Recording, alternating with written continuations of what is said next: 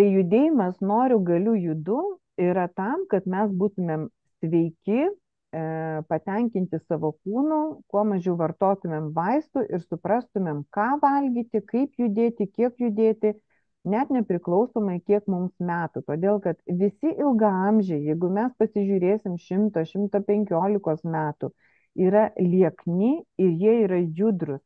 Jie nevaikšto į sporto sales, nedalyvauja kažkokiuose tai maratonuose, bet jie tiesiog vaikšto, daug vaikšto. Tai po kalnus, tai šoka, tai panašiai. Tai sakysim, va tie dienos meniu aš po vieną receptą dedu, kad jūs galėtumėte išsimėginti, paragauti, surasti savo skonį. Taip, tai va jūs matot sorų košę, va su atšildytom uogom, moliūgų sėkloje, kitoj nuotraukai pamatysit kitokią sorų košę, mano žiemos košę. Omletas nebūtinai turi būti pusryčiam, jisai gali būti labai greitas pietų patiekalas arba vakarienės. Pavyzdžiui, pietų ir vakarienės patiekalus jūs galite sukeisti.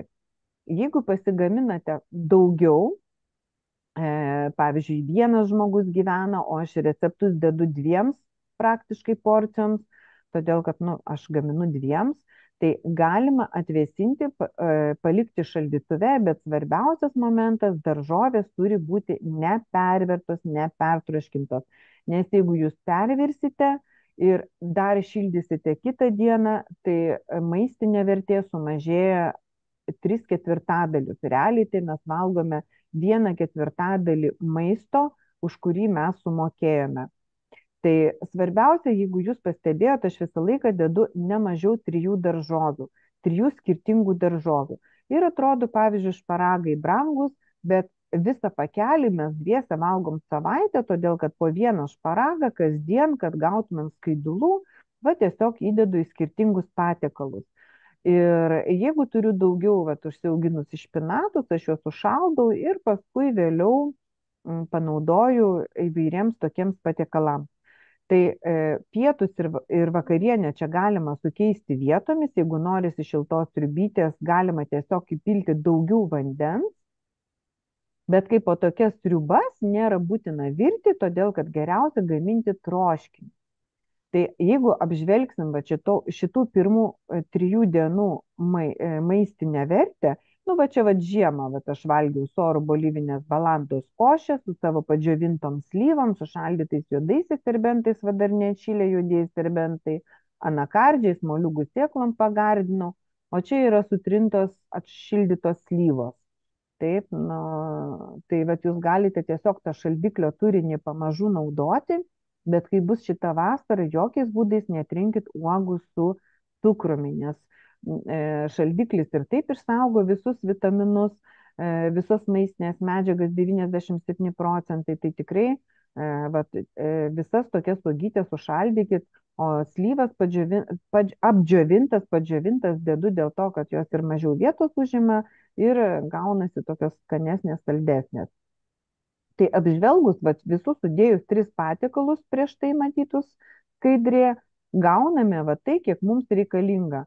Nuo 1,5 iki 2,000 kilokalorijų pilnai pakanka vyresnio amžiaus žmogui, nes 1000 kalorijų tai yra ta bazinė norma, kad palaikytume savo širdies, smegenų darbą, kepenų ir visų kitų raumenų darbą ir panašiai.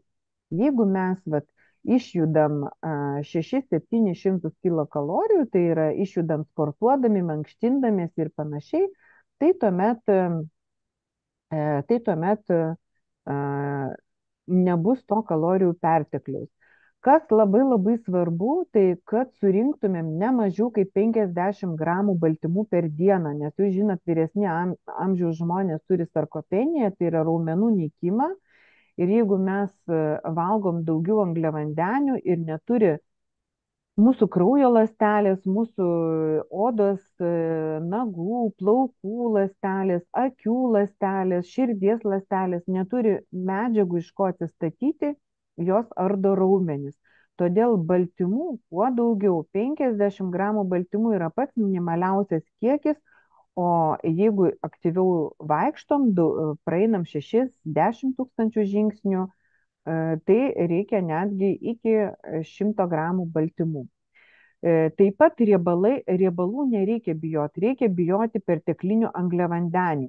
Todėl, kad jeigu yra, kaip sakiau, greiti angliavandeniai iš baltų miltų, iš cukraus, iš sulčių visokių ir panašiai, jie labai greitai patenka į kraują ir virsta mūsų kūno riebalais. Ir tai gali būti ant širdies nusėdę riebalai, kraujyje plaukiantis riebalai ir panašiai. Todėl šitie riebalai, kuriuos mes gaunam iš maisto, tai turi būti geras alyvuogių aliejus, va kaip čia lėkštėse visada pastebėkit, kiek aš nemažai pripilu, kiekvieną kartą kokius 2 šaukštus, visada, ar tai bus košė, ar tai bus salotos, žmogui skiriu 2 šaukštus aliejus.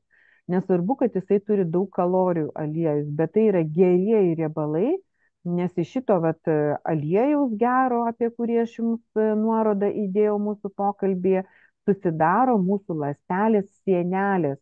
Ir jeigu mes neturim iš ko atstatyti ląstelių, neturim iš ko apsaugoti sienelių tos ląstelės, tai ir gaunasi, kad mūsų organizme atsiranda pažeistų ląstelių ir gaunasi, kad vystosi onkologijos arba kitos lėtinės lygos.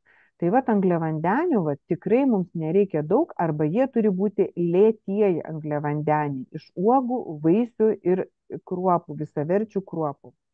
Taip pat jūs žinot, kad yra minimaliai rekomenduojama surinkti 25 gramus skaidulų, kad pamaitintume mūsų bakterijas žarnyno. Tai jūs matot, kad tie 3 patiekalai užtikrina ir sotumą, ir įvairovę maistinių medžiagų. Ir visų šitų patiekalų kaina gaminant namuose tikrai nebrangu. Tai jeigu mes padauginsim iš 10 dienų bus 55 eurai, sakysim, 60 eurų iš 30 dienų, tai 180 eurų. Šiaip mes su vyru išleidžiame iki 400 eurų maisto produktam per mėnesį. Tai tikrai ir maitinamės visaverčių maistų ir iš minimumo galima tikrai pasakyti, kad galima surinkti visą puokštę gerų produktų. Toliau ėmiau 4., 5. ir 7. dienas. Ir labai džiaugiuosi, kad įdėjot nuotraukas pusryčiams, įdėjot nuotraukas visus šitos patiekalus, čia yra skumbrė, ją galima valgyti su bulvėmis, galima valgyti su duonyte, tai yra su tokiais geraisiais tais angliavandeniais, kurie, pavyzdžiui, bulvės turėtų būti virtos su lupena ir šiek tiek atvėsintos, ne visiškai karštos, o vėlgi šitos 2 patiekalus galima būtų sukeisti, jeigu nebūtų bulvės. Bet jeigu yra bulvės, vadinasi, mes valgom pietums, o baltymus valgome vakarienį, todėl kad iš baltymų nakties metu vyksta mūsų ląstelių statyba. Ir pusryčiams, jeigu išsikepat keksiukų, jie puikiai laikosi visą savaitę, tik pavyzdžiui 2 moterų klausiau, kokius miltus dedat ir ne viena neatsakėt. Todėl, kad jeigu jūs dedat kvietinius baltus miltus, jūs tiesiog sugadinate produkto vertę ir vėlgi gaunat greituosius angliavandenius, aišku, galbūt skaniau, galbūt jie gražiau atrodo, galbūt jie puresni, bet vis dėlto kvietiniai miltai, tai jau Nikauskas 5 metus visiems kalė į smegenis, yra didžiausi mūsų sveikatos vagys. Cukrus ir balti kvietiniai miltai, jų iš viso rekomenduoju nepirkti. Tai jeigu apžiūrėtumėm šitų 3 patiekalų maistinę vertę, suvalgius ryte 2 keksiukus ir prie skumbrės išsivirus 2 didelės bulvės, sakysim, tai vėl mes matom, kad surenkam normalų kalorijų kiekį, minimalų baltymų kiekį, taip ir riebalai ir angliavandeniai. Ir skaidulų vėlgi mes išlaikom daugiau kaip 25 gramus. Čia yra brangesnė dienos kaina dėl kalmarų, bet jūs galite keisti žuvim. Nebūtinai kalmarus aš įdėjau dėl to, kad aš juos visada turiu šaldiklėje greitam reikalui, nes 7 minutės ir vakarienė padaryta. Ir sakysim, vasaros metu, kai prasideda obuoliai, aš apelsinus ir bananus keičiu šviežiais obuoliais.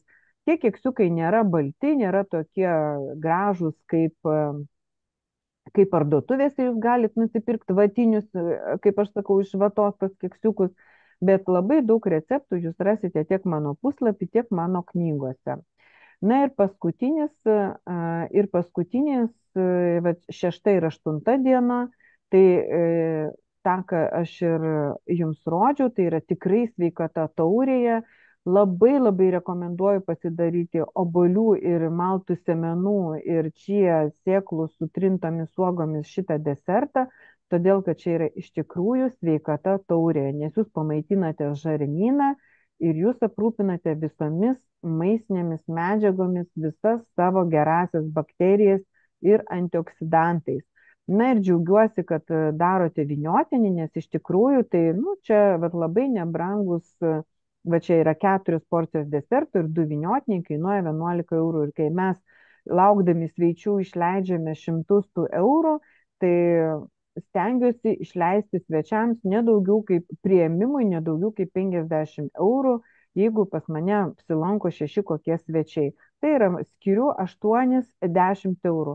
Mano pirmas išsilavinimas yra ekonomistė, todėl aš tikrai labai skaičiuoju visą gyvenimą ir, ir kad nešvaistyčiau nei pinigų, nei maisto. Tai čia yra jūsų nuotraukos, kurios mane be galo džiugina, kurių aš laukiu ir, ir kurias tikrai aš matau, kad mano darbas nenueina šunį ant uodegos, nes padaryti šitos filmukus, juos sumontuoti, patikėkit, užtrunka man pusę dienos. Tik noriu atkreipti dėmesį. Žiūrėkit, keksiukai čia iškepti labai labai teisingai, o čia šiek tiek padegę. Jeigu jūs matot, kad kepinys dega, tai mažinkit kaitrą, nes mums svarbiausia, kad būtų iškepęs produktas, nesvarbu, tai keksiukai ar mėsa ar žuvis, bet jokiais būdais neapdegė, nes degėsiai yra kancerogenas. Bet vis tiek džiaugiuosi, kad išbandėte. Taip, ir va šitas desertas yra nuostabus, sotus ir labai labai džiaugiuosi. Taip. Ką darote? Vat paskutinės nuotraukos šiandien vat visai prieš mums susitinkant įdėtos ir labiausiai džiaugiuosi, kad jūs dedate žingsnius. Tai va 13 tūkstančių, 10 tūkstančių, 7, už 6 tūkstančius dedu vieną pliusiuką, už 10 tūkstančių dedu 2 pliusiukus, o jau virš 10 tūkstančių dedu 3 pliusiukus. Ir šiandien tik, vat, bravo, Danutė Galinaitienė įdėjo 31 tūkstantis. Nu, dar aš tik tai kelionėje buvau nuėjęs 30 tūkstančių, tai tikrai bravo. Ir dabar noriu parodyti, kaip aš renku jūsų taškus kiekvieną vakarą, kad gautumėt jūs mano knygas dovanų, rašau, ką jūs atliekat ir va dedu va pliusiukus, kaip matot. Tai sakysim, tiek Tatjana, tiek Danutė, tiek Daiva, tiek Jūratė jau surinko tikrai nemažai ir viena ir kita Jūratė surinko nemažai pliusiukų, bet žinokit, tikrai dar ne pabaiga ir jūs galite pradėti nors ir dabar. Supraskite, kad mitybos idėja, kurią noriu ištransliuoti savo video, yra paprastas maistas iš paprastų produktų. Ir va ta piramidė, kurią jūs rasite mano knygoje, mano kūnas, mano tvirtovė, viskas prasideda nuo judėjimo. Ir paskui paprastas maistas, kurį galima pasigaminti iš paprastų produktų. Todėl daug receptų rasite ir mano puslapyje, ir YouTube kanale, ir va Facebook'e, kur jūs mane sekate. Gali būti mano Rita Šilenskienė arba dietistės Ritos Šilenskienės patarimai. Dedu ir ten, ir ten. Tai labai labai ačiū, kad esate su manim ir kad klausėte, kad būnate, kad palaikote mane, nes jeigu nebūtų žiūrovų, nebūtų man įdomu daryti šitą darbą iš tikrųjų. Tai iki joninių pasižadu, kad aš jūs džiuginsiu ir jūs ir save, nes tai ir man pačiai motyvacija, nu, kaip pasakyti, kažką tai daryti naujo. O jeigu jūs norite kažką tai, sakysim, sužinoti, galit parašyti, bet noriu apie tai sužinoti. Ir aš jums sukursiu receptą ir patarimų. Gerai, kad man neišsektų mintis, padėkit ir man. Gerai? Na tai va, tai jūs matot, kokį didelį darbą darau su tais pliusiukais. Už tai rašykite ir dėkite nuotraukytės, būsiu jums labai dėkinga. O jūs mano knygą gausit, nes tikrai yra labai vertinga knyga, kurią įvertino Kauno klinikų profesorius Pranas Valys ir parašė ant tos knygos recenziją, kad kiekvienas turi šitą knygą mylinti savo kūną turėti, nes tai yra paprasti patarimai. Tai va. Tai jeigu klausimų neturite, tai einu montuoti jums rytoj naują vaizdelį ir rytoj 8 ar po 8, kaip jau išeis, tada jau, kai turiu laiko, iš karto ryte stengiuosi kuo greičiau įdėti ir sulaukti jūsų rezultatų vakare. Gerai? Gerai. Nu tai ką, gero vakaro visiems, ačiū, iki. Ačiū labai. Siunčiu Ačiū. jums bučkį oro ir iki susitikimų. Ate. Ačiū, ačiū. Ačiū, Ate. ačiū.